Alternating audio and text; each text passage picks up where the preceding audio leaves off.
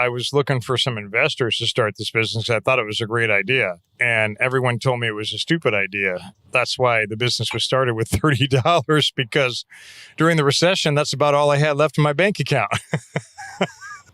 I didn't have a choice. It literally was started with a Cricket phone. I signed up for Cricket and they gave me a free non-smartphone. And I got the 50 free business cards from Vistaprint. And then I set up a one-on-one business website. I believe it was free or might have been $9. So we're looking at about $25 to $29 startup costs. And I was in business.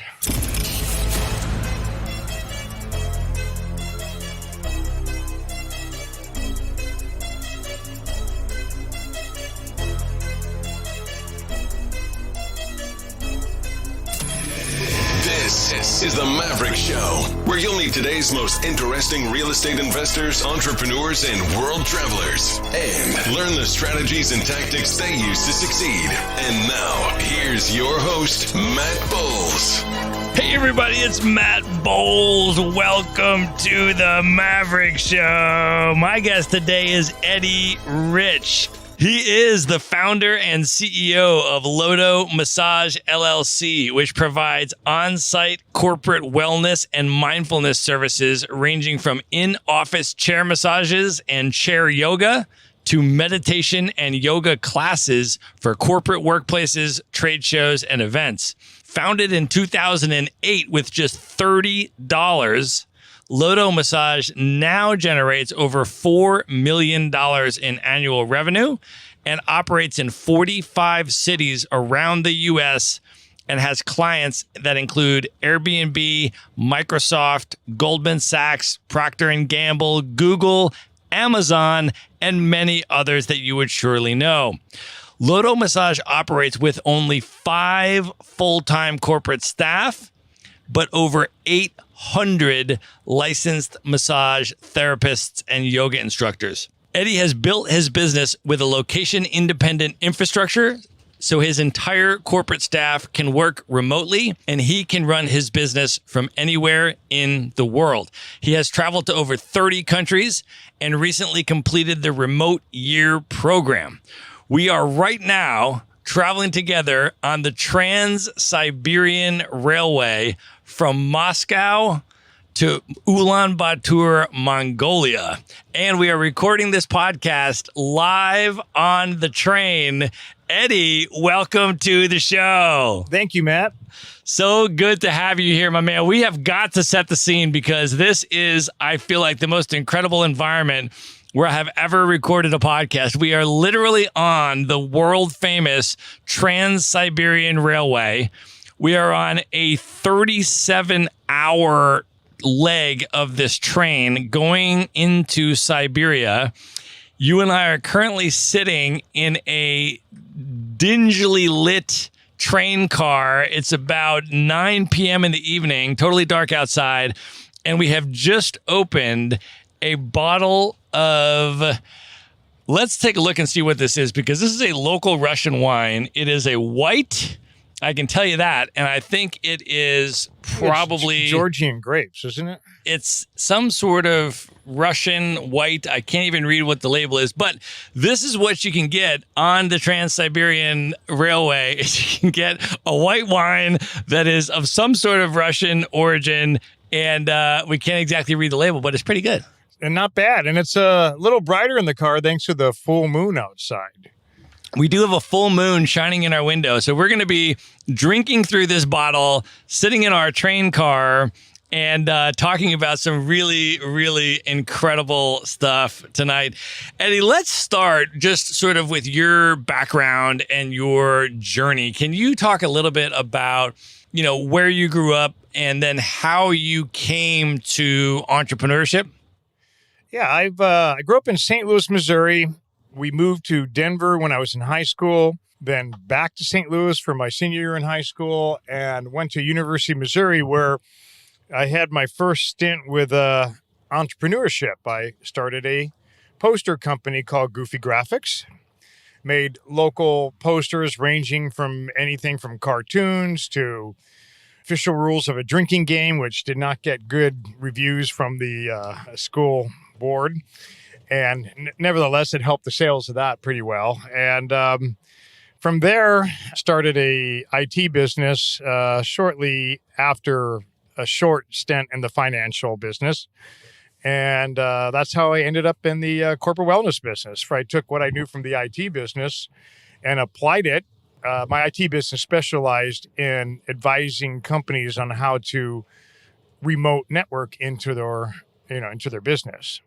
Can you talk a little bit more about that and also set kind of the context and the time frame for that? Because you were really, I think, a pioneer that was really on the front end of that. Can you talk a little bit about that and sort of how that contributed in your mindset in terms of helping those companies move towards more remote-friendly operations? Absolutely. Well, I got to a point, it was roughly right around the recession, and I spent about close to a decade managing networks, on site, and had a team of about 5 people. And it was just one problem after another, running around the city, 5 servers would go down at the same time, no way to get to them fast enough, no other support staff. And the burnout kicked in, and I was, seriously getting sick of it. And the recession didn't help any matters. It was making revenue very low, and that's about when Lodo Massage was born, to basically add a little bit of extra revenue during the off times or the slow times of Lodo Cloud or was Lodo LAN at the time. We converted all of our clients to hosted Microsoft servers. So we moved everything from a file server, Exchange server, and I leased space on server racks up in Seattle. And it made life a lot easier. Clients were able to remote in. I had a backup staff that could fix their issues immediately. They were being monitored, backed up 24 hours a day. And the business became a lot more profitable right out of the gate when we switched to cloud. And by the time 2015 rolled around, I had every single client running 100% off the cloud.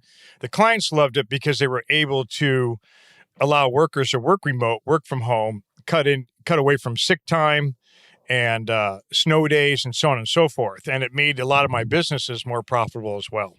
And how did that affect sort of your mindset moving forward with respect to remote work as an entrepreneur yourself, as you went on to then eventually start Lodo and develop that in the location independent infrastructure that it exists today? Can you talk a little bit about, I guess, both the journey in terms of building Lodo and building it in what is today a location-independent infrastructure, but also sort of how that experience maybe influenced your mindset and the way you were thinking about it as a business owner? Absolutely. Well, as the transition from Lodo LAN to Lodo Cloud occurred, I very rarely had to leave my home.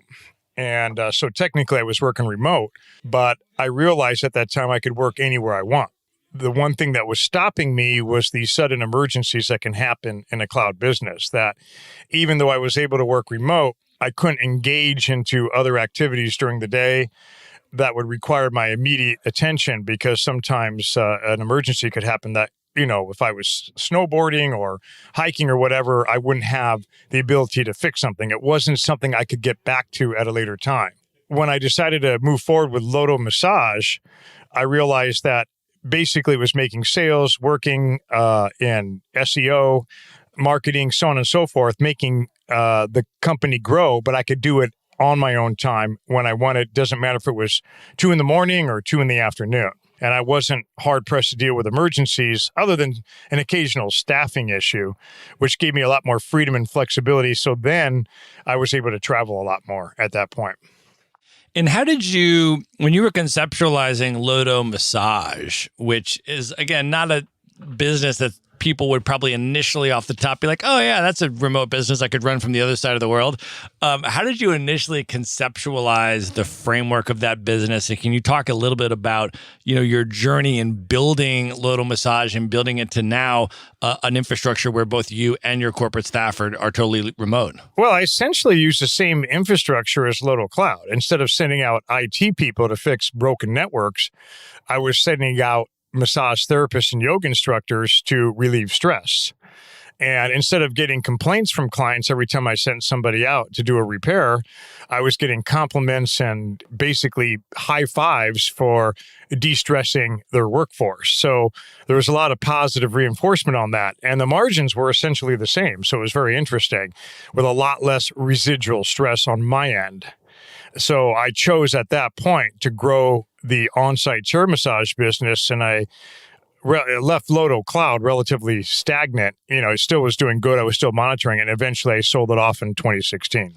And then from there, as you were focusing on the massage business and continuing to grow that and build that, can you talk a little bit about just what the infrastructure of that looks like today and how the business functions, any of the sort of systems and processes, just to give people kind of an inside behind the scenes look at that business? It started off as me handling everything from taking the calls, making the sales, responding to contact forms, scheduling the therapist, interviewing the yoga instructors, making sure they showed up on time.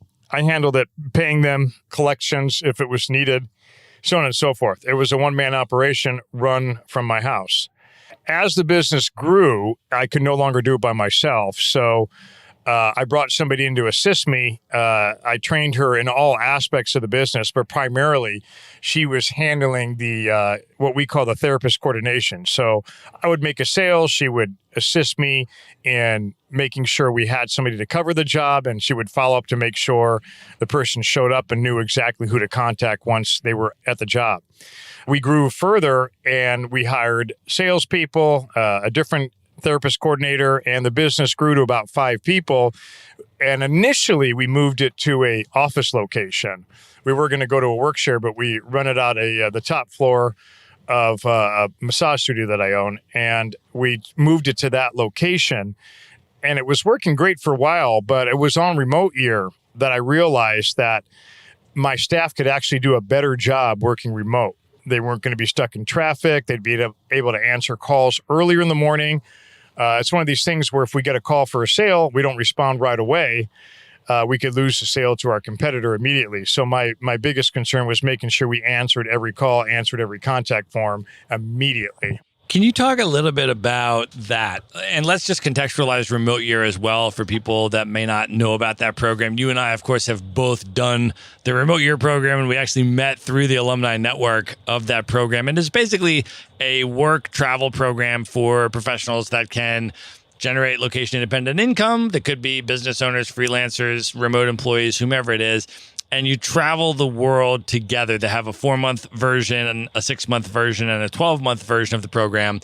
And so can you talk a little bit maybe about that, about your experience on that program and what your mindset was as a business owner when you started the program, and then what sort of lessons or insights or epiphanies or, development happened on that program for you? I think for me, my biggest concern was at the time I did remote year, I was 56 years old. I've always viewed it as something younger people do. Wasn't sure if I was fit enough. I wasn't sure if I could really step away in another city, even though I never really was at the corporate office very often. I just felt more connected being in the same city, being closer to the people who were running my business. I was surprised to see that there was a lot more older people involved in this kind of networking. And there were some CEOs, ex-CEOs, people who were business owners that simply had their business running smoothly and were able to step away. And at the same time, there were people who were working sometimes 10, 12-hour days. They're just doing it in another foreign city, which made it a little bit more fun for them. So the age was not a factor. Other things I was concerned about was health, things like that, for being the age I was. Can I keep up with the young kids and so on and so forth? There seemed to be a good mix of people all over the board. There was quite a bit younger people, but there was a lot of people in their 40s, and I met several people that were quite a bit older than me. My fears were actually subsided. The thing that I had the most difficult time with was letting go of the business to the point where I knew that my immediate knee-jerk reactions would be done from remote, and sometimes I would be sleeping with an email came in, depends on where you are and the time zone changes, and a fear of letting my staff make some of the key decisions without my input. And that was one of the things that on remote year that I was able to work through.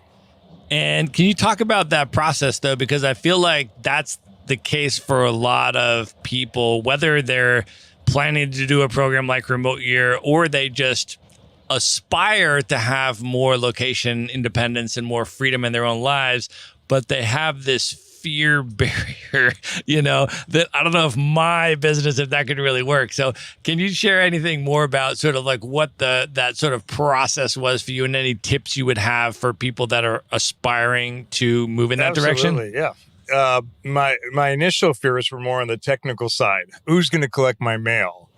I had an aging dog at the time, and I only did the 4-month program, and I was very attached to my dog, so that was a really tough thing for me to do. I had not spent, I did a lot of remote work at the time. I would pick a city, go there for a couple of weeks, fly home, and everything was pretty much the same. You could let your mail sit for a couple of weeks. So there's a lot of those technical factors. But the one thing that was vastly different was really letting somebody else make some emergency key decisions that could impact the profitability and the future of your business. And that was the toughest thing for me to work through as I left. And I think the ultimate answer to that was I felt being gone after the first couple months, I realized that I had a staff that was probably more competent myself. They were doing a phenomenal job, and without me breathing down their neck and micromanaging them, they were able to make decisions that were actually possibly even better than I would make on my own. So I found there's some points on remote year I found myself to be feeling a little bit retired, and a little bit useless for my own company, which was a little concerning as well. Well, and do you think that also relates to an evolution of your leadership style and or of the company culture as you sort of moved into that direction, had those experiences, and how the company subsequently operates today? Any reflections that you have? Because I am curious in general about your leadership style as a CEO and an owner and how you create company culture. So I'd love for you to comment on that in general, and then any sort of evolution over time in terms of where that's at today. I've been told my leadership style could be on a whim, I guess is the best way to put it. I can make a decision quickly, and then I'm told I change my mind a lot, but I always tell my staff that that's a good thing, that I have the ability to change my mind. That's not a bad thing. I realize I've made a mistake, and I have no problem saying, whoops, this is not working out. Let's back up and take a different direction. And it can drive employees crazy, but nevertheless, I think being able to realize you made a bad decision is a good thing. As far as my initial style of this business, I was very hands-on. I was always at the office. I was always, present. I met my staff members for lunch, dinners, whatever, created events to go out and hang out and get to know each other. But we had more of a team camaraderie that I think disappeared a little bit when I started to step back. But I realized that they were trained with my mindset, my vision, my direction, and they continue to keep the same energy in the business moving forward. Awesome. I want to also drill down a little bit and talk about some of your areas of expertise in business and some of the things that you've done and the competitive advantages that you've cultivated. The first thing I want to ask you about is efficiency, systems and processes, and how lean you've been able to keep your team and your operations and that sort of stuff. When you and I were talking earlier, you sort of identified that as one of your strengths and sort of competitive advantages. And I'm wondering if you can share a little bit about that and also how you're able to do that. I think I had a little bit of an edge there because my other business, the cloud server business, I created. Not only did I just maintain and systems, remote systems for people to work remotely, but I literally changed the entire process of 35 different companies in Denver for their mindset for being on site that has to be under their roof to the ability of working remote. and the simplicity of working remote. And I was able to create systems that helped other companies that made them a lot more efficient, a lot more productive, and were able to hire people in other cities without a hitch. And I literally got a little jealous. I thought, man, I just need to do this myself. I mean, why in the hell am I making no money teaching other people how to do this? And it kind of came about. I thought, I'm going to apply this to my own, company, and I'm going to pick a field that I know nothing about. And honestly, I'm not a massage therapist. I couldn't massage a dog. And I'm not a yoga instructor. I'm probably the worst yogi you would ever meet. But I was able to create a set of efficient tools to allow people to work remote. And I was able to keep the staff down to a point where a lot of the stuff was automated through any type of on-site, ASPs, basically, anything from a CRM to web-based accounting. And I outsourced a lot of our stuff as well, too. I mean, I didn't want to be bogged down doing my own books. So I outsourced a firm, that specializes in doing, and they're out of India, actually. They have a call center here in the U.S., but most of the work is done overseas. So, and I outsourced my website and I outsourced my marketing. Eventually, we did bring some marketers in-house because we were doing so much marketing. It was just less expensive at the time. But everything became, it's almost like that book, The 4-Hour Work Week. Everything just became an idea in my mind and then finding someone to outsource it to and applying it into my own company. I also want to ask you about one of your other areas of expertise, search engine optimization, which I know has been a real staple of your business success. And I'm wondering if you can share a little bit about that and just a basic primer on SEO and the concept of it. And then, if you want to share how impactful SEO has been for your business. And then I would love for you to share any tips or, value that you can impart to aspiring entrepreneurs that may want to try to improve their SEO. I think the key on the SEO, I was pretty much self-taught. I read a lot of books. I even read SEO for Dummies. It was the first SEO book I read. And I had a lot of experience doing it as a consultant in the IT world as well, too. Bottom line, you want to get more traffic to your website. In addition to more traffic to your website, you want to get more people to see you the minute they're looking for your particular service. You don't want to be on page 2. You don't want to have them scroll down 20 different competing businesses. You've got to somehow make your name on top. That's the whole point of SEO. If you do that, you're going to drive calls, you're going to drive contact form submissions, and you're going to save a buttload of money on hiring an outside sales force. Instead of hitting people one at a time, you're hitting people thousands at a time, because the minute somebody wants your product, they're going to turn on the computer and they may not even use a search engine. They may just stick it in their address bar of their Windows computer and type chair massage or widget or whatever you sell. And if you want to make people call you, it's best to be number one organically and even in the sometimes the paid advertisement area. Well, I remember when you and I were initially talking about this and you had listed off some of your mega huge high profile Fortune 500 clients. And I was very impressed with that. And I said to you, how did you land those clients? I was like, did you do a big campaign where they were your dream clients and you were targeting them and you finally closed them? And you were like, no, they just found me on the internet. They Googled and they contacted us. And in a nutshell, I mean, when we got called by Googled us. That is unbelievable. Because we didn't send anybody there. So, and in the city that hired us from Google, we didn't have much of a presence. So I highly doubt it was a referral from we had some smaller clients. And so bottom line, we got Googled by Google. That's unbelievable.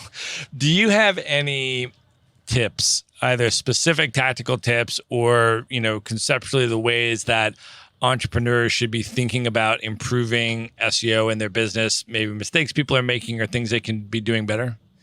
Yeah, it's hard to give a direct tip because it changes hourly, it seems like. There's all kinds of different formulas Google web crawlers use. There's other areas. Bottom line, the most important thing is to drive as much traffic to your website and get as much engagement on your website as you possibly can. That's going to give you an organic search. The other thing is the primary basis for a company, much more important than Yelp, is just being in the new, it's about 2 years old now, but the Google My Business platform, which replaced most of the Google Plus for Business. And to make sure that when someone is Google, whether you're auto repair, whether you're a content writer, whatever it is you do, someone's going to Google the service that they want to look for. And it's best to show up within the Google My Business because that's going to be on top. If you're in Google, that's going to be on top above the organic search of the name of your company. So we put a lot of emphasis on making sure we're number one in Google My Business. Awesome. And are there any tactics that you can share? I know you talked about when you went into this business and you went into this space, you really relied upon your SEO expertise that you had as a competitive advantage that you wanted to put into play to start and build your company on that. Are there any tactics that you've used along the way, either years ago or today, that you can share that were sort of creative or interesting or differentiated you in the SEO? I guess area? Without giving a trade secret away, because it seems to be working, I created a way that we appear to be very popular locally in every city we're in. And I shoot for the local SEO. I had to make a decision on how I wanted to market our services. And I could either spend a ridiculous amount of money with advertisements, mailings, flyers, an on-site team that hits pavement like a lot of people do. You know, I'm sure you get a lot of walk-in sales reps for different, office supply companies and so on and so forth. Or I could take that same investment, and quite a bit less actually, and dump every dime of it into optimization of your website. A lot of people, I find it very interesting how many businesses completely disregard SEO in general. I don't own an SEO business. I don't vouch for any of them. Some of them are not as good as the others. Some of them can be quite fraudulent. However, it is a huge factor in the success of your business. If you're not present on the web, you're not going to be found. And one of the key things I learned about how to get found in each city is to focus on the local searchability of the city that you're in. Because you want to waste time with phone calls coming in for a different product. You don't want to waste time for phone calls coming in for a city that you have no presence in. So you really have to pinpoint where you are and how to get the calls coming in that city specific. Awesome. I would love to hear, in terms of your journey, any entrepreneurial journey, there are always bumps along the way. There's always setbacks. There's this concept that all business owners know about called the entrepreneurial roller coaster, which goes up and it goes down. And I'm wondering if you can share any challenges, setbacks, that you've had along the way and what you learned from them and how you responded and overcame them. Well, the first setback is I was looking for some investors to start this business. I thought it was a great idea. And everyone told me it was a stupid idea. So that's why the business was started with $30 because during the recession, that's about all I had left in my bank account. So I didn't have a choice. It literally was started with a cricket phone. And this is absolutely the truth. I had a meeting with one of my massage therapists. That was my personal massage therapist. Her name is Mary Hart. And asked her some questions at a sushi restaurant, and I got a Cricket phone, and I believe I signed up for Cricket, and they gave me a free, non-smartphone. You had to be smart to use the phone because the phone had no intelligence, and I got the 50 free business cards from Vistaprint, and I needed 50 more, so I think I created a second business account in my different email address and got another 50 free business accounts. And then I set up a one-on-one business website. I believe it was free or might have been $9. So we're looking at about $25 to $29 startup costs, and I was in business.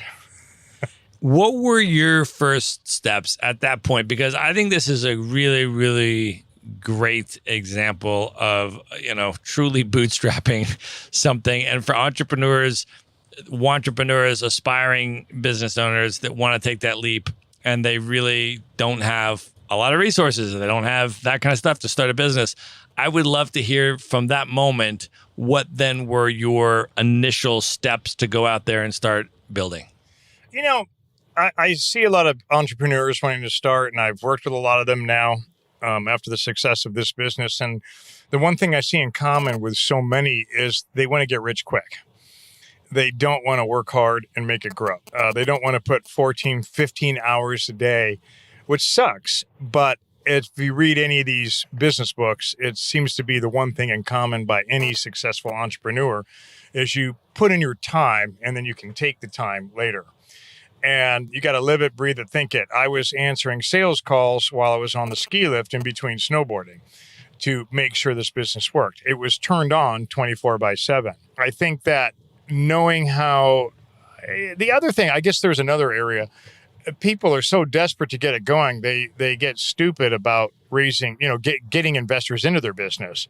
They start giving away immediate 2% and 5% and 8% ownership into the business, which sounds like a great way to get money quick. But then when the business starts to do well, you realize you're giving away a ridiculous amount of your margins to pay off the investors. And suddenly you're being told what to do and you have too many people breathing down your neck.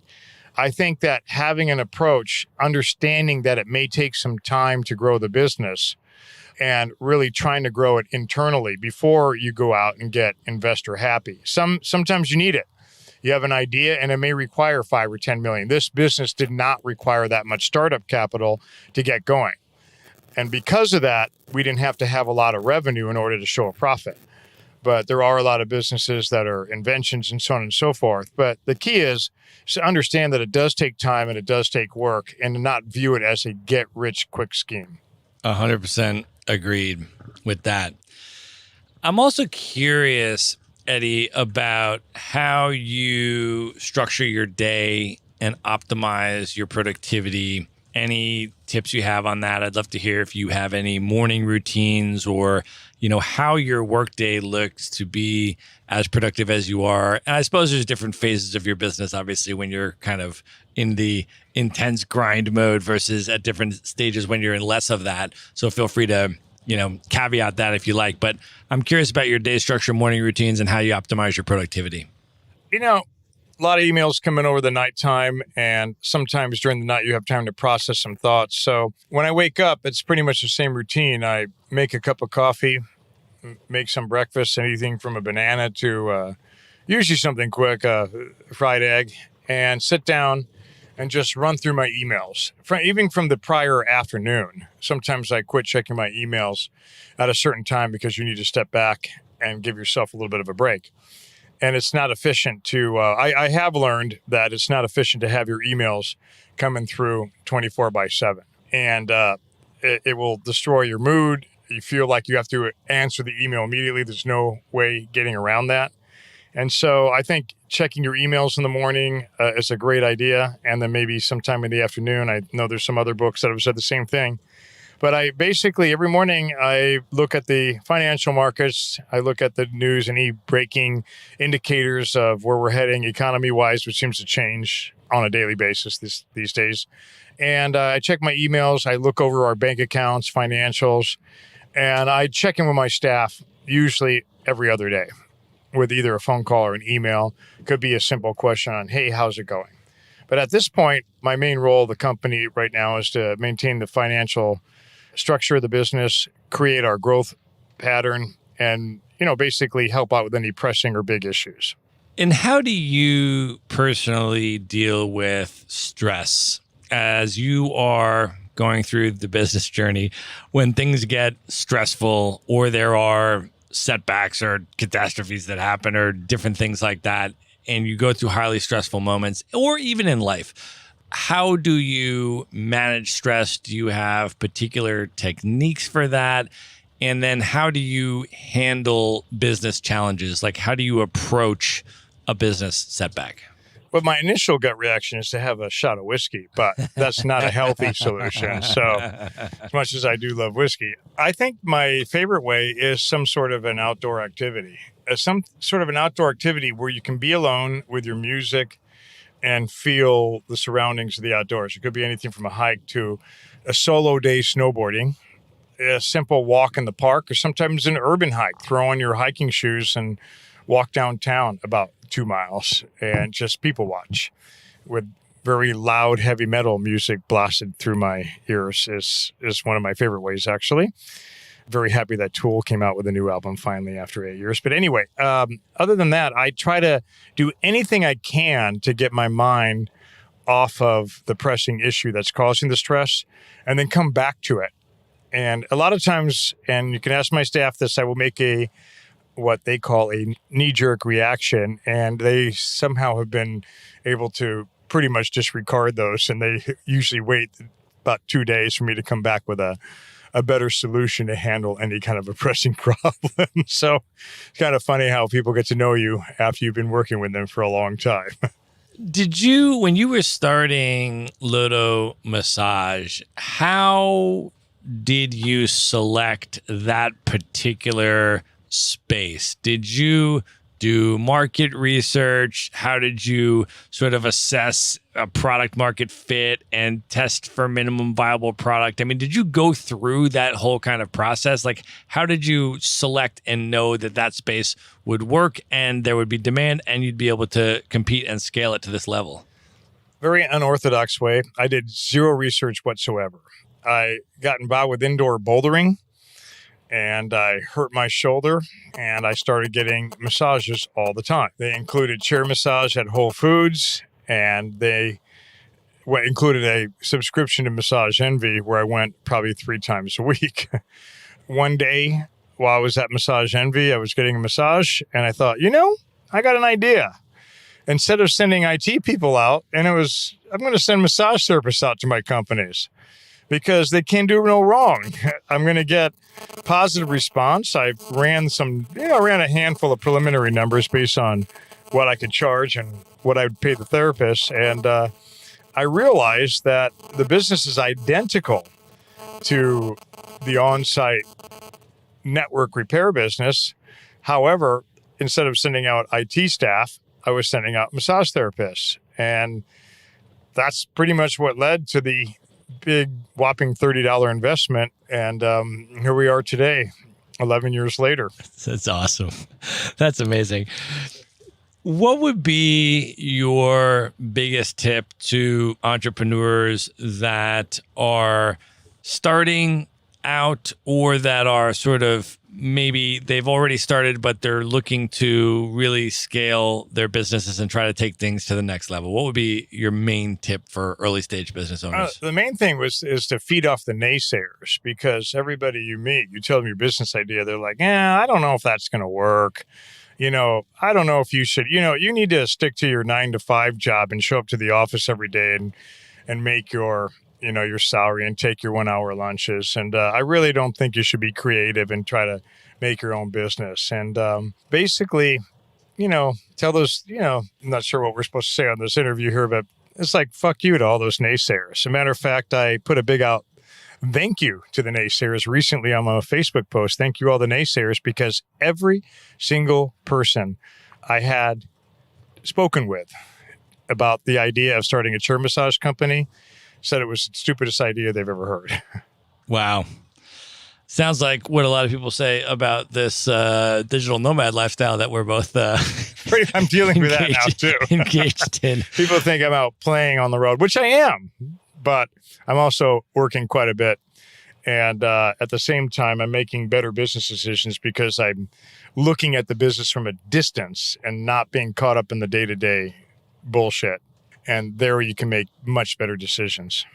I think that's a really good point. And I think that's also a really good transition point to start talking a little bit about travel and the digital nomad lifestyle. And I think that a lot of the location-dependent business owners and entrepreneurs that I interview say similar things to what you just said there in terms of the value that they've brought to their business when they embark on the digital nomad lifestyle and start to exercise some of that location independence. But I would love to hear a little bit about your journey into that lifestyle and some of those things that, that you experienced in terms of naysayers or in terms of, I know you have two kids that are grown adults now. How did they respond to it? How did friends and other people in your circles respond? And what was sort of that transition like for you? I'm still going through a lot of it.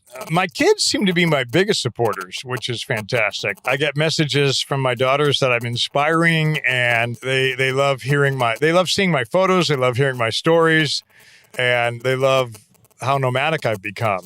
And the biggest issue I've had is, and it can come from some of the staff as well as family. Most of my staff is very supportive, actually, and it's the friends that really sometimes wonder, what am I doing? Am I retired? They refer to nomading as vacationing.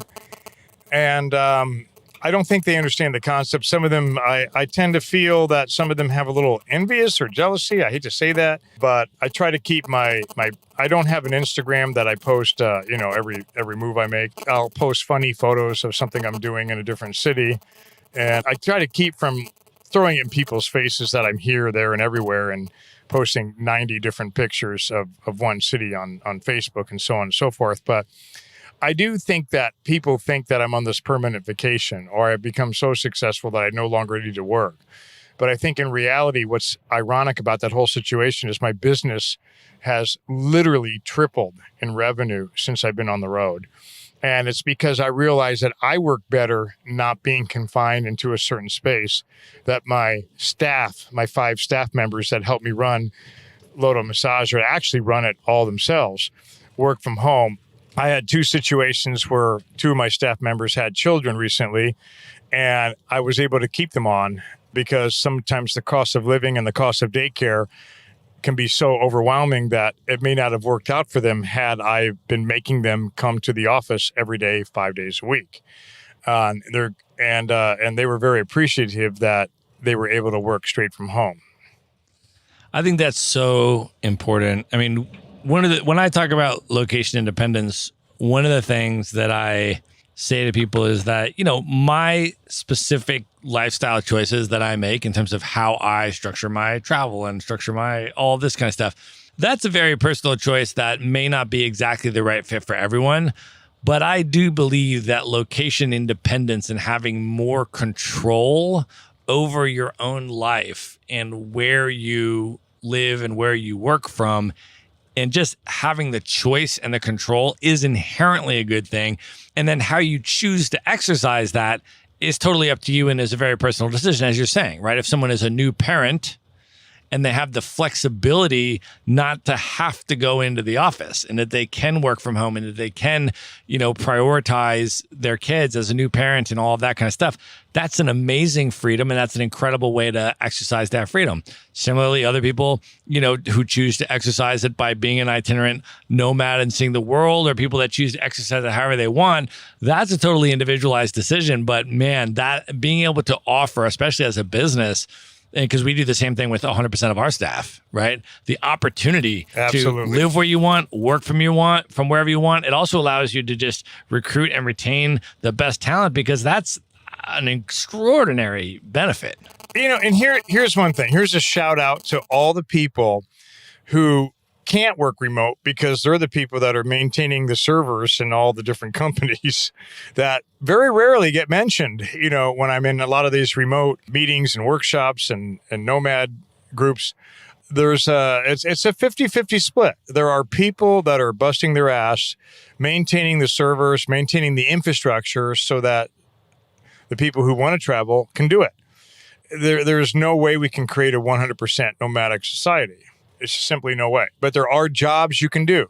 I see on the road a lot of content writers, SEO people, business owners that have stepped away from their business, that, such as myself, and I've met quite a few on this train trip as well, the Nomad train, and that can literally make really good decisions and do business. And, one of the key is to really be able to work when you know you need to work. And it's to learn to say no to certain events or certain things that come up while you're traveling. Sometimes you have to work from 3 a.m. until 8 a.m. in order to get your work done, because you have to match your time zones with your staff.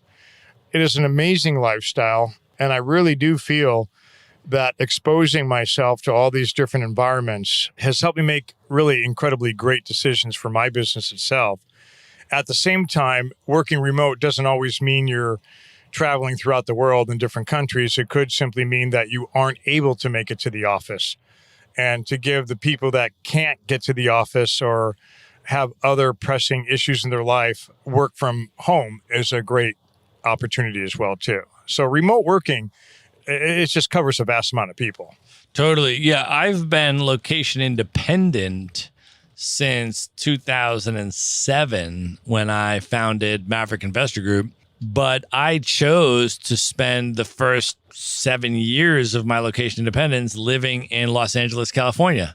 Not because I had a business purpose there, not because I had, we weren't doing any real estate in Los Angeles. I just liked the palm trees and the beaches in the city of LA, and I was in a relationship there and all that. And so I chose to be in LA. I could have been anywhere, but I chose LA. But also I chose and still do choose every year to go home and spend at least a month out of every year with my parents around the holidays, spending quality time with them. Most people that, in the United States that work a regular job don't have the opportunity to go, if their parents live in a different state than they do, to go spend a month with them every single year. But if you're location independent, you can do that, and you can prioritize the places you want to be, the people with whom you want to spend time, and how you want to sort of structure that. So that's what I tell people. It's just simply, striving for increasing amount of location independence and increasing amount of freedom of mobility.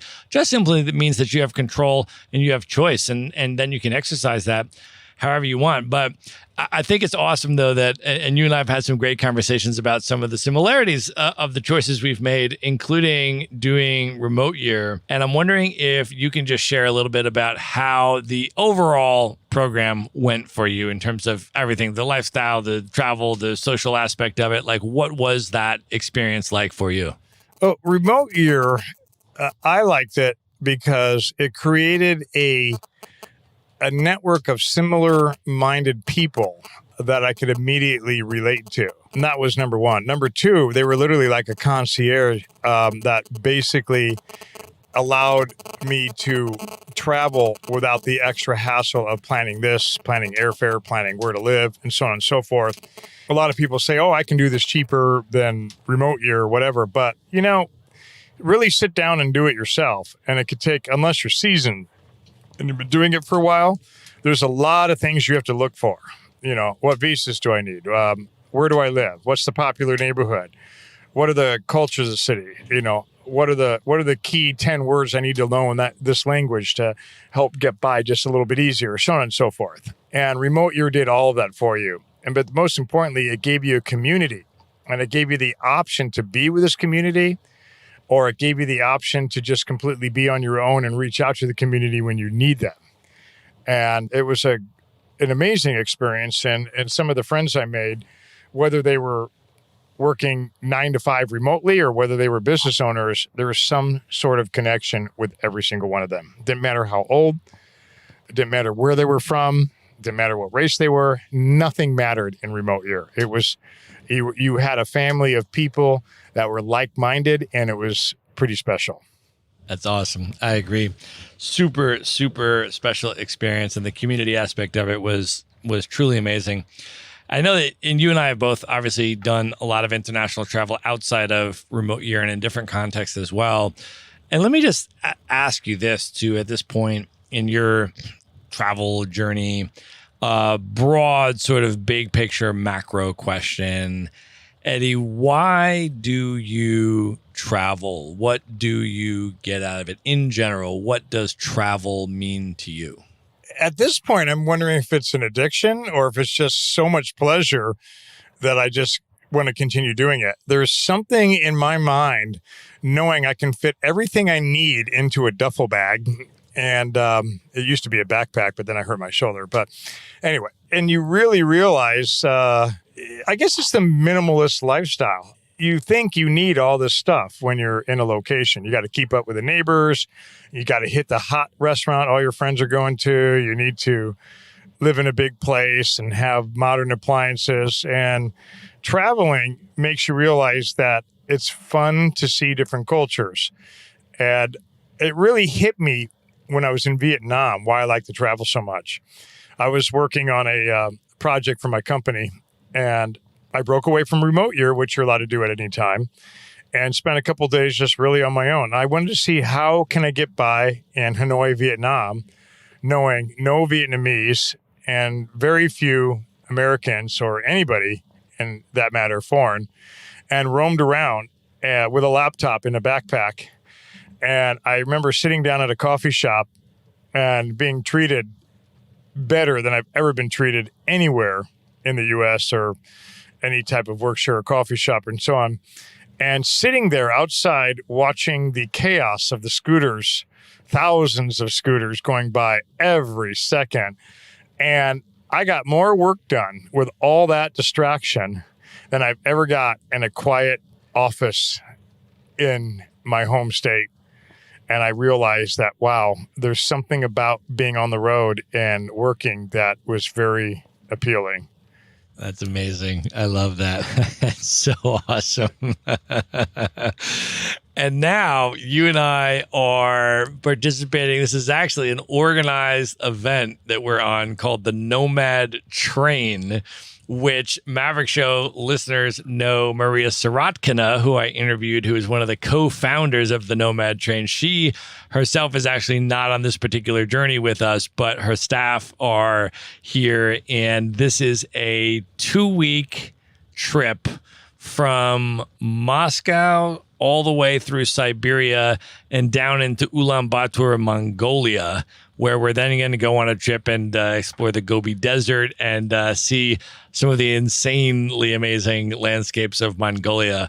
And so, when we're here probably doing this with, 28 or so other nomads from around the world. I mean, people are from all over the place. All over, yeah. Yeah. Everywhere. That are on this train, which is so amazing. But I would love to get your reflections on Russia in general, because you and I, before we got on the Nomad Train, we hung out in St. Petersburg, and then we hung out in Moscow, and now we hung out in Kazan, and now we're making our way through Siberia. But I would love to get your reflections and thoughts on how Russia has been for you.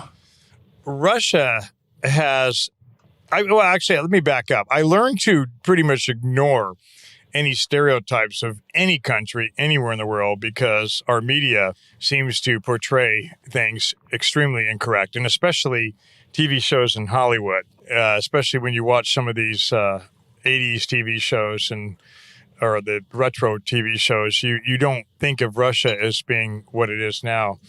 And from the moment I stepped off the plane until St. Petersburg and walking around downtown Moscow, I don't think I've ever been treated better in my entire life. Everybody has been ridiculously friendly, incredible sense of humor. I could walk around with my camera on video and pull any Russian off the street and say, hey, say hi to my daughter. And they'll gladly say hello. And if they know how to speak any English, even if it's just 2 words, they are extremely happy to do it. They welcome you with open arms, no matter what business you walk into, no matter what restaurant you walk into. And they're very proud to tell you about all their different heritages. I've been everything from a Soviet cafe. I've seen a lot of the museums, and walking around the art museum, the people who work there literally walked up to me, grabbed my map and said, you need to see this, this, and this. I've never seen anything like this before. The architecture has been beautiful, and the nightlife has been, it's been a little bit distracting, but absolutely a blast. Incredible. And in St. Petersburg, first of all, what a gorgeous city. Like, my goodness, just walking around St. Petersburg. It really is. It's like the Amsterdam of Russia, I would imagine. It's the canals, the lighting, the food cuisine, the style, the trendiness. It's nothing like you would imagine. And then they have a speakeasy scene there that blew me away. I probably went to 6 speakeasies while I was in St. Petersburg, and just incredible.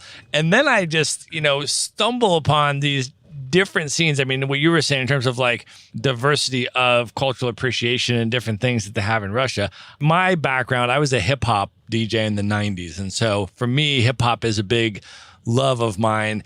And I go into this one speakeasy. It's called the Secret Bar, and it's in the back of this restaurant through the secret door, whatever. And you go in, and it's this tiny place, and it can only fit like 6 or 8 people. It's like this tiny bar, and this guy that's in there, who speaks mostly Russian, very little English, but basically is talking to me about music. And this comes up, this hip hop stuff, and he starts playing 90s hip hop in the secret bar. So the whole secret bar is playing just 90s hip hop for me.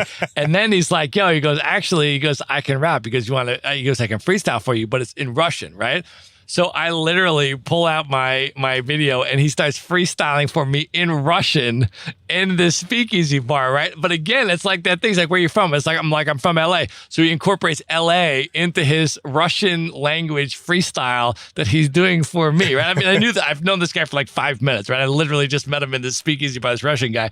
So like, I mean, it was just amazing. And then I went to this other hip hop event where Lord Finesse, who's a very famous DJ, hip hop DJ from the Bronx, from New York City, is in St. Petersburg. He's doing a beat making workshop, and then he's performing as a DJ.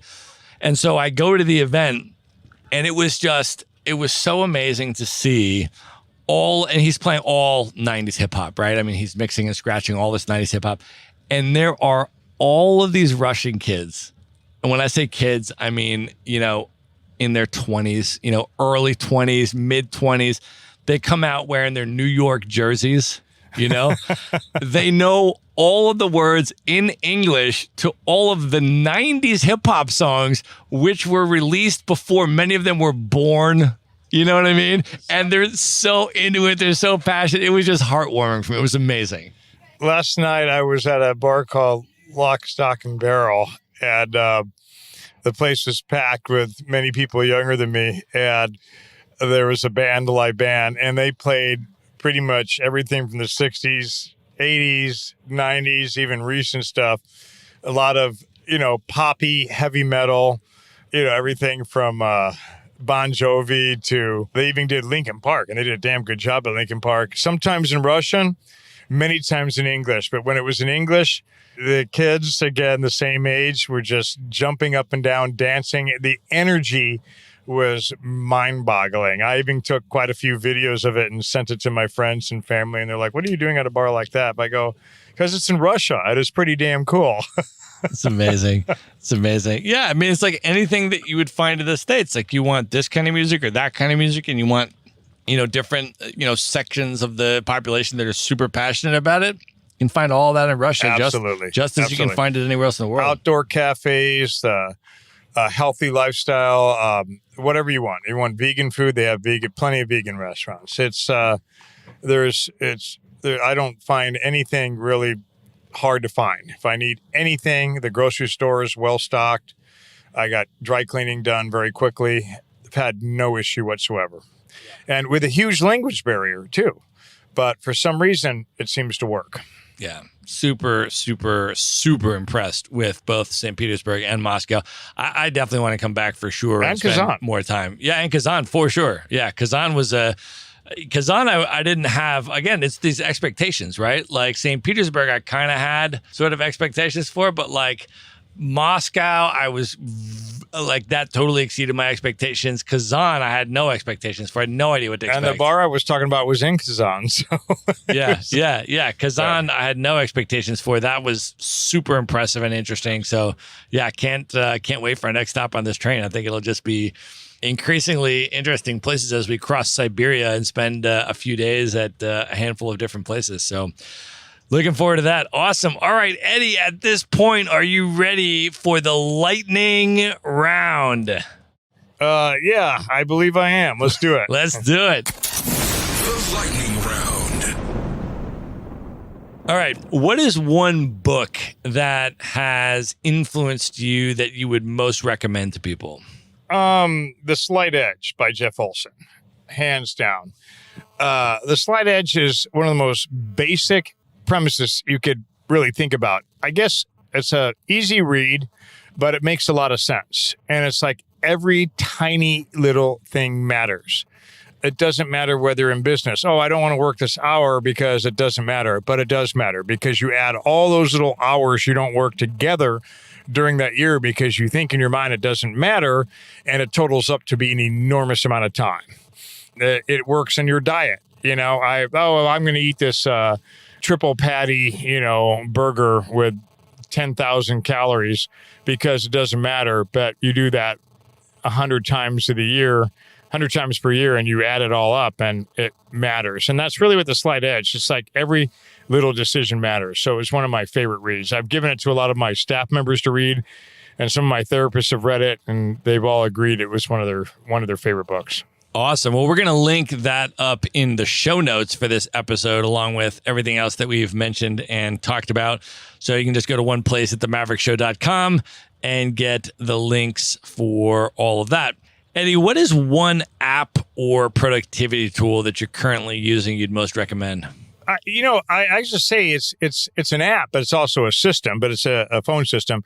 Ring Central has been epic as far as making our company work remote. We've been able to create a local phone number in every single city, and it points to one centralized number, and we can divert the calls coming in and break it up by sales territories.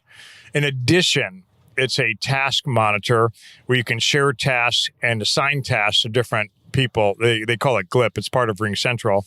And the third thing is it's an internal messaging system which allows you to internally message your staff real time, or even make calls, direct calls, by just clicking on the staff member's name. It runs on an app as your cell phone, or you can download, you can buy the phone system that they have, but we don't use the phone system. We've never bought a piece of hardware from them.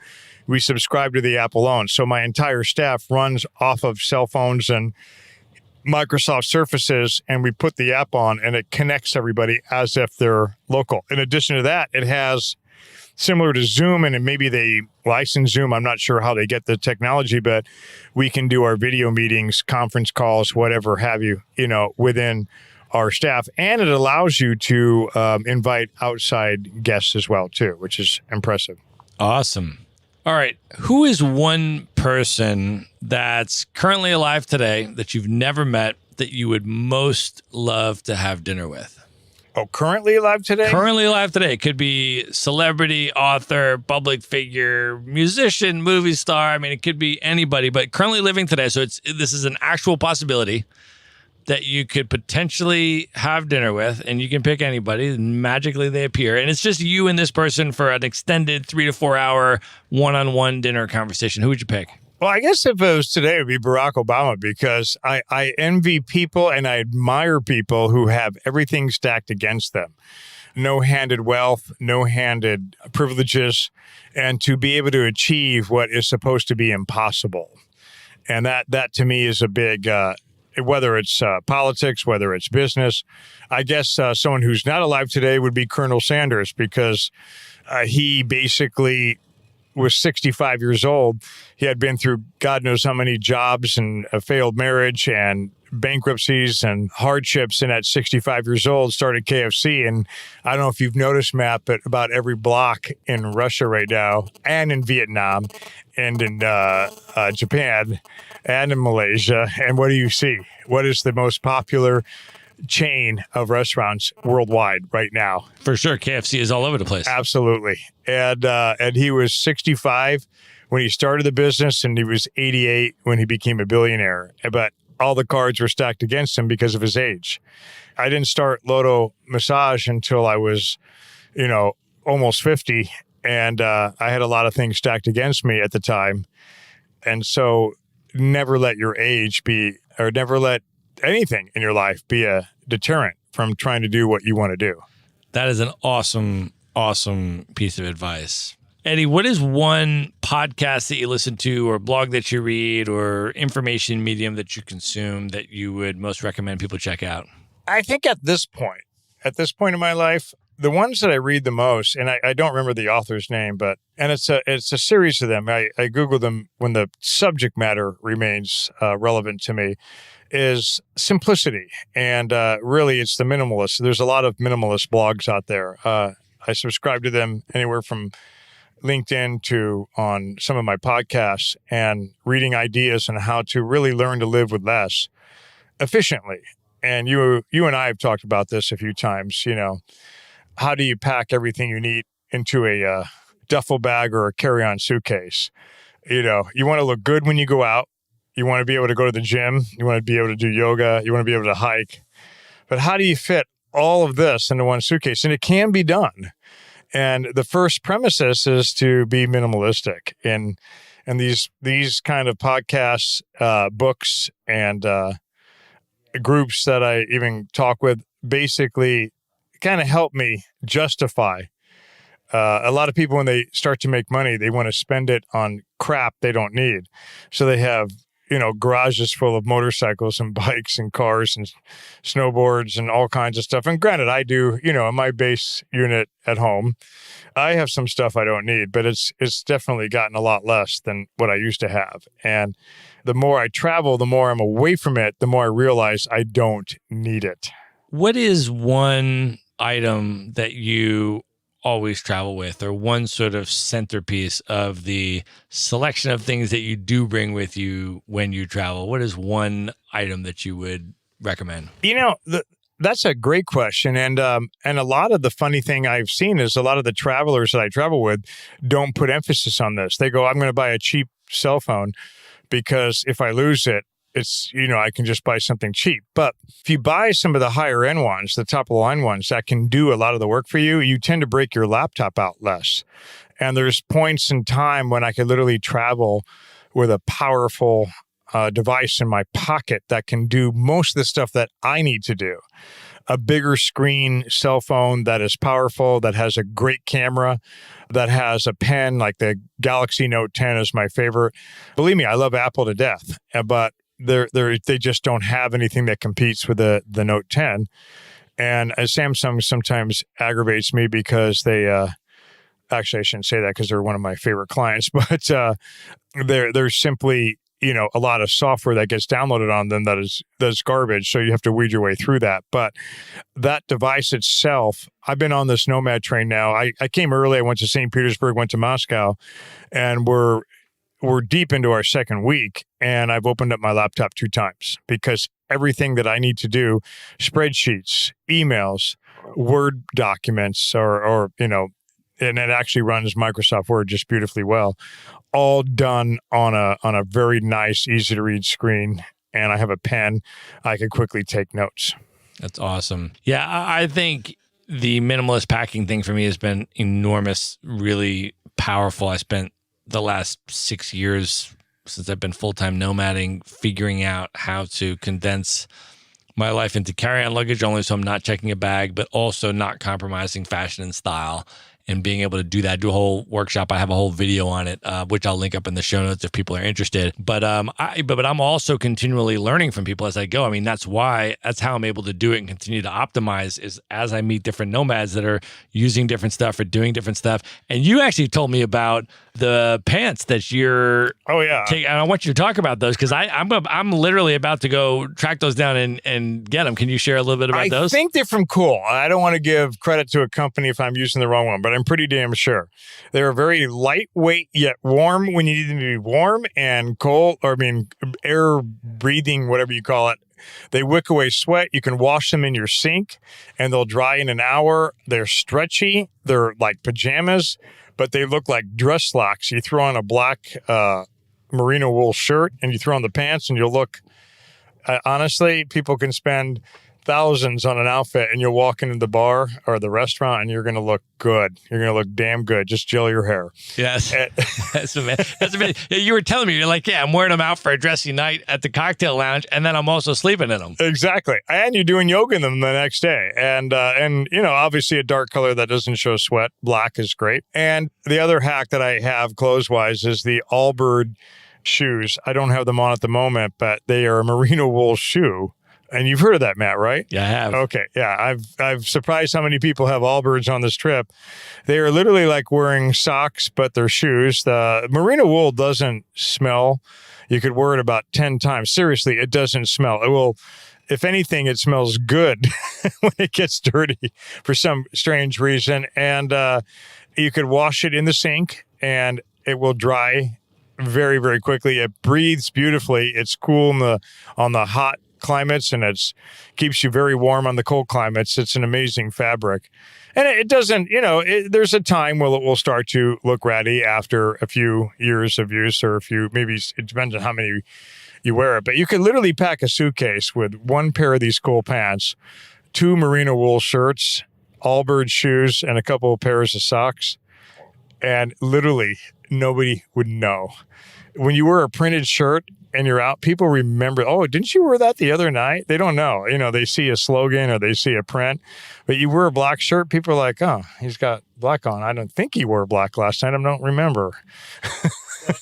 Totally. And probably 90% of my gear is merino wool, everything from collared dress shirts to my running socks to my running shirts to, 90% of my gear for sure is definitely merino wool. And I do a whole, this whole video, which I'll link up, is exactly how to, pack using mostly merino wool to be able to look good, but then also to have all the functionality that you need. And as you said, versatility is one of the main pillars to that, right? Packing pieces that are versatile, where you can create multiple outfits, which don't necessarily look like the same outfit. And that's it. That's the whole key, is finding something that does everything. Back to the Note 10 or any top of the line iPhone.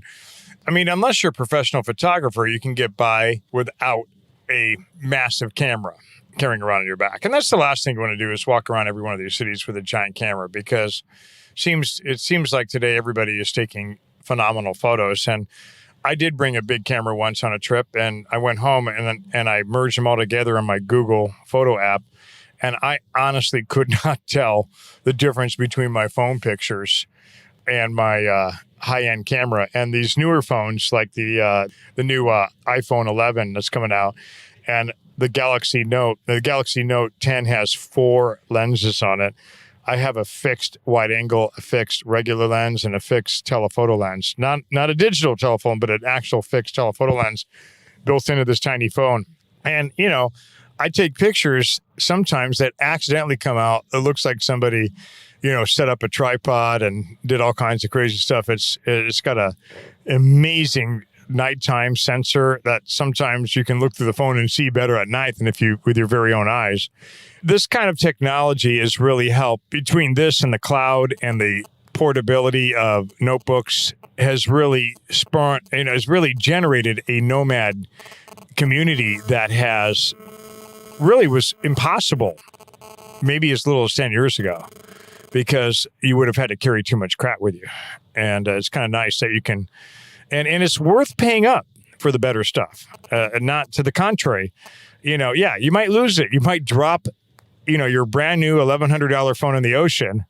And that does suck when that happens big time, but it's just nice to know that device has about 20 grand of crap that you used to bring along with you, and all packed into one device. For sure. And the iPhones are now waterproof, which is what I used to, because I drop my iPhone into a bucket of water, or a reservoir of water every 6 months like clockwork. I mean, that's just a given. Absolutely. And now it's waterproof. I was like, I couldn't have asked for anything more than a waterproof iPhone, because I now have a lot more durability there. But yeah, totally agreed. All right, Eddie, let's move on to the final 2 questions, which are travel-related questions. I want to ask you for your top 3 favorite travel destinations you've ever been to that you'd most recommend people check out. Well, I was blown away with Japan. Absolutely blown away. I felt like I was on another planet. They have an infrastructure there that is so high-tech, it makes every other country look backwards, primitive. Their train system runs on a dime. And literally, they apologize over a loudspeaker if their high-speed bullet train is 1 minute delayed, because they don't tolerate that. And so exactly to the second when you're going to get to another city. What I loved about it is they gave tourists and business travelers a rail pass that they don't even offer to their own residents, which I was surprised about. But they're able to literally go from one end of the country to the other in luxury. And I mean luxury. Beautiful beautiful trains, clean as you can be. And the city, no matter where you are, the subways look like high-end, upscale Beverly Hills shopping malls, every single one of them. I was blown away. I think my second favorite city as far as remoting was quite the opposite. Hanoi, Vietnam, the constant chaos, the constant noise, but the entrepreneurial spirit in that city was something that I've never seen. I went to more startup workshops in Vietnam, in Hanoi particularly, than anywhere I've ever been. And they were all held by Vietnamese or put on by Vietnamese. And this is still under a communist regime. So it was interesting to visit a country that was so into startups, but yet, in a different style government than we're accustomed to. And thirdly, Russia has blown me away. Absolutely. I'm still in it, but each time I go somewhere, my experience is like, why are they talking about this country like it's repressed? Or, I even joked. I sent a picture of a upscale, I did a 360 video shot of a restaurant called White Rabbit, which is actually rated one of the best restaurants in the world. And I said, you don't find these kind of restaurants, and the service there was second to none. I learned not about how wine tastes and what it should be paired with, but the origin of the wine and what happened to the wine history from the wait staff. And this was in Moscow, and I'm just absolutely blown away. And their metro system, walking through, is like walking into a art museum. They don't have the shops and the stores like Japan had, but it's the opposite. Walking into a subway in New York is honestly like a sewer. It's like you stepped into a sewer to get from one end of the city to the other, and most cities, Chicago, the same way. There's been no attention to detail and cleanliness and modernization. Russia has, and even here in Kazan, the artwork is literally, you would pay money in most cities to see this kind of artwork, and it's just right there in the metro system. Yeah, I went to White Rabbit as well. There's actually two restaurants in Moscow, White Rabbit and Twins Garden is the other one, that were, in 2019, they were both ranked in the top, when they did the top 50 restaurants in the world, both White Rabbit and Twins Garden were ranked in the top 20 in the world. And so I went to both of those in Moscow, and super, super impressive culinary scene there. And I would agree with that. I have been really, really blown away by Russia. So, all right, Eddie, last question. What are your top 3 bucket list destinations, places that you've never been, that are the highest on your list you most want to see them? Well, Matt, I haven't been nomading as long as you, so obviously I probably have 20 things on my bucket list, but I've not nomaded out of South America yet. So pretty much every city there I want to do. I'm thinking I would literally like to spend about 2 months in Sweden.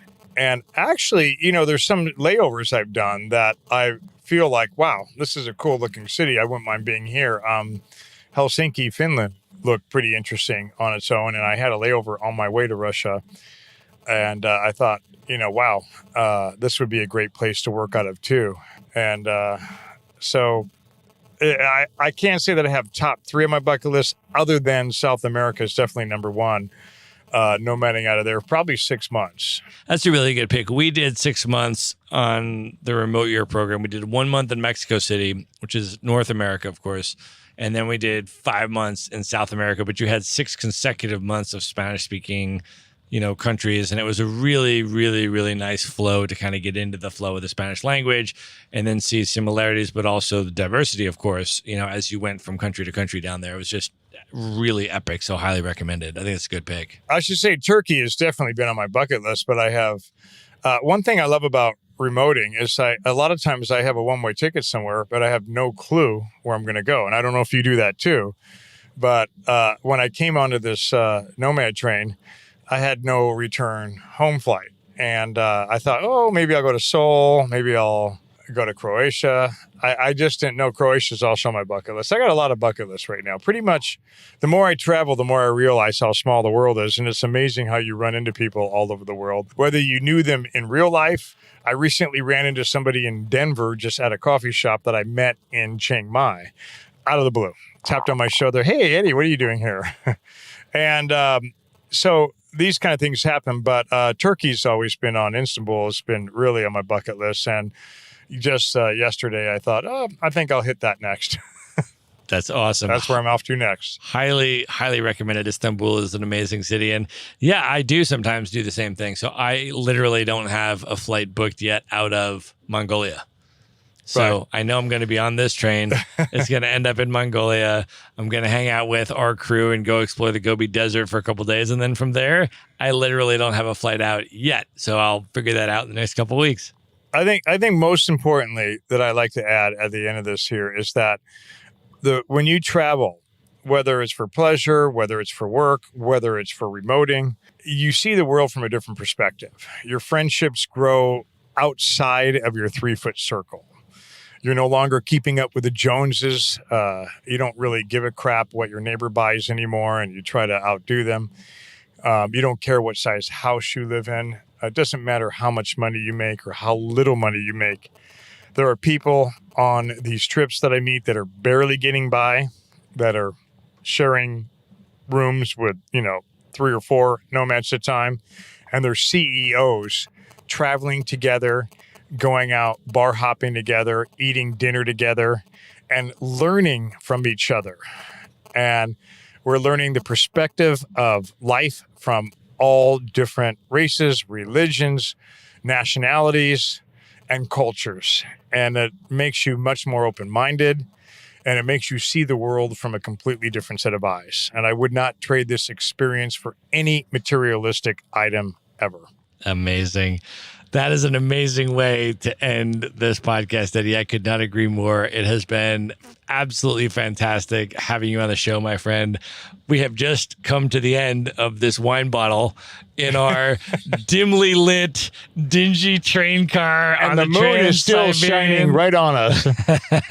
We are literally on a 37-hour train leg through Siberia, recording this podcast as the train is moving, and we're drinking this wine, which has been really, really a very special Maverick Show episode, my friend. So I thank you for being a part of it. And I want you to let people know how they can, first of all, find out more about Lodo Massage. If there are any businesses or event coordinators or, folks that want to connect with Lodo Massage, how they can do that. And then also people that want to follow you on social media, follow your adventures, and find out what you're up to. How can people contact and follow you? Well, yeah, go to our website, www.lodochairmassage.com, lodochairmassage.com, and choose which city you're in, and you can go from there. If you mention to the staff the word nomad, that you heard it on this show, this podcast, we will give you a 10% discount. We provide on-site chair massage, on-site chair yoga, on-site yoga classes, on-site meditation classes. Basically, our main purpose is to de-stress employees. We are business to business. We do not charge the employees. It's a benefit a company does for their staff. Just like instead of ordering a pizza for everybody during a lunch meeting, have a hardcore meeting and then de-stress everybody by massaging their back, or create a in-room chair massage, a chair yoga event right after the meeting. And they all have the same effect. The point of this is to de-stress and make your employees happy. And that's what we specialize in. Awesome. Love that. So what we're going to do is link up that URL in the show notes. So you can just go to themaverickshow.com. We'll have the link. We'll have their promo code to get the discount. You can check out Lodo Massage. And then, Eddie, if people want to connect with you personally, follow you on social media, what are you on Instagram? Our Instagram is Lodo Massage. Okay. Our Facebook is Lodo Chair Massage. Lodo Chair Massage on Instagram, Lodo Chair Massage on Twitter. And that's the best way to link up. Cool. You will get personalized service. We're not an app. Awesome. You will get a human being that will be glad to talk to you on the phone and customize what you need done for your business just for you. Awesome. We will link all of that up, social media handles, website, everything else in the show notes. You can go to one place at themaverickshow.com. Just click on the show notes for this episode and you can get to all of that. Eddie, thank you so much for being here, man. This was a blast. It was fun. What a beautiful scene. Good night, everybody. Be sure to visit the show notes page at themaverickshow.com for direct links to all the books, people, and resources mentioned in this episode. You'll find all that and much more at themaverickshow.com. Do you want to learn how to travel the world for a year plus with carry-on luggage only and look good while you're doing it? Go to themaverickshow.com/packing to see a free recorded webinar and learn exactly how Matt does it. He shows you the luggage he uses, the specific items he packs, and the travel brands he likes most. Even if you're just looking to go on shorter trips but pack more efficiently and eliminate your checked luggage, you won't want to miss this. You can watch the free recorded webinar at themaverickshow.com/packing. Would you like to get Maverick Investor Group's white paper on real estate investing for digital nomads? How to buy U.S. rental properties from anywhere in the world and finance an